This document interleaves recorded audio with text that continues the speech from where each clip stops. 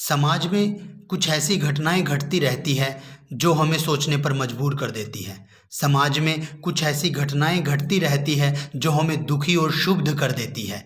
संवेदनाओं को झकझोर रही जश की हत्या भी तो एक ऐसी ही घिनौनी घटना है जो बार बार जहन को कुरेदती है और रोया रोया सिहर उठता है, सिसक उठता है, जो बार बार प्रश्न खड़े करती है और सोचने को मजबूर करती है। क्या लालच, स्वार्थ, छल और कपट तक ही हमारी मानसिकता सिमट कर रह गई है? क्या प्रेम, करुणा, सहानुभूति, लगाव सब हमारे स्वभाव से जाता रहा? दोस्तों, घटना हरियाणा में करनाल जिले के कमालपुर रोडान गांव की है, जहां एक 4 साल के मासूम को बेरहमी से मार दिया गया। और इसका आरोप किसी गैर पराये पर नहीं, उसके परिवार, उसके कुनबे के ही सदस्य पर है, जो कहता है कि जश की हत्या उसकी चाची ने की है। इसी मासूम की हत्या ने से दुखी हूँ, स्तब्ध हूँ। रिश्तों की ऐसी मौत पर हतप्रभ हूँ। चाची जो आस्तीन का सांप निकली, चाची जो प्यार का नाटक करते करते जश की कातिल निकली। जब उसने यह कुकृत्य किया होगा, वह मासूम कितना तड़पा होगा। क्या उसकी तड़प देखकर उसे उस पर जरा भी तरस नहीं आया? ऐसी कितनी ही घटनाएं अखबारों में छपती रहती हैं और ऐसी कितनी ही घटनाएं अखबारों में छपने से रह जाती हैं, जिन्होंने रिश्तों को तार तार किया है, जिन्होंने इंसानियत और मानवता को शर्मसार किया है। हमारी संवेदनाओं को क्या हो गया? क्या हमारी संवेदनाएं मर गई?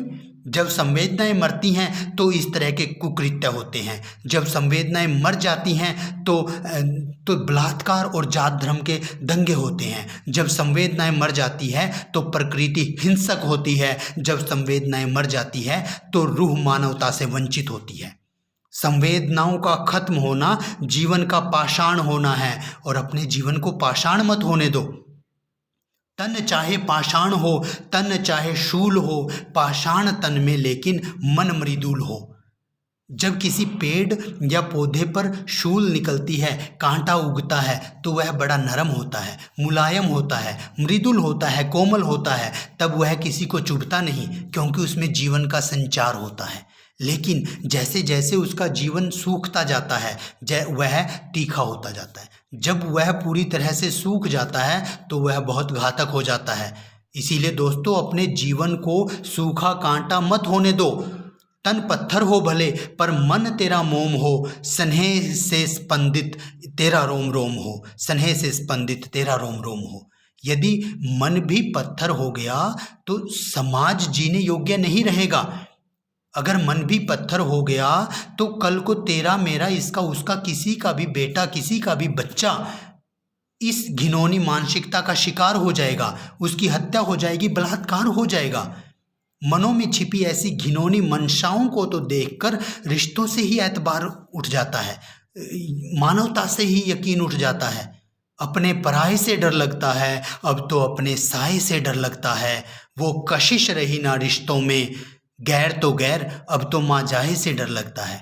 और देखते तो हैं, जमीन के एक छोटे से टुकड़े के लिए भाई भाई का खून कर देता है, माँ बाप, काका ताई का खून कर देता है। चंद पैसों के लालच के लिए आदमी इतना गिर जाता है कि छोटे बड़े रिश्तों को चूर चूर कर देता है, चूर चूर कर देता है, रिश्तों को खत्म कर देता है, रिश्तों को। ऐसी मानसिकता घातक है, घातक है समाज के लिए, घातक है जीवन के लिए, घातक है इंसानियत के लिए। ऐसे में कौन किस पर यकीन करेगा? ऐसे में कौन किसके साथ खड़ेगा? ऐसा जीवन तो मुश्किल और विकृत हो जाएगा। ऐसा जीवन तो बड़ा अशांत और भयभीत हो जाएगा। हमें ज़िंदगी को सरल बनाना है, मुश्किल नहीं। हमें ज़िंदगी को आसान बनाना है, खुशनुमा बनाना है। इसीलिए रिश्तों की आत्मा विश्वास की शक्ति को खोने ना दो दोस्तों। रिश्तों की आत्मा विश्वास की शक्ति को खोने ना दो दोस्तों। प्यार बिना जीवन व्यर्थ है, जीवन का अनर्थ होने ना दो दोस्तों। आओ रिश्तों को संजो कर रखें, आओ रिश्तों की परवाह करें, आओ मानवता का पोषण करें, इसे प्यार से सींचें, इसे स्नेह की धार से सींचें, ताकि समाज में इस तरह के कुकृत्य ना हो, ताकि समाज में शोषण बलात्कार की घटनाएं ना हो, ताकि समाज में एक साथ मिलकर रह सकें और सभी बेहतरी के काम कर सकें और ज़िंदगी को खुशनुमा बना सकें।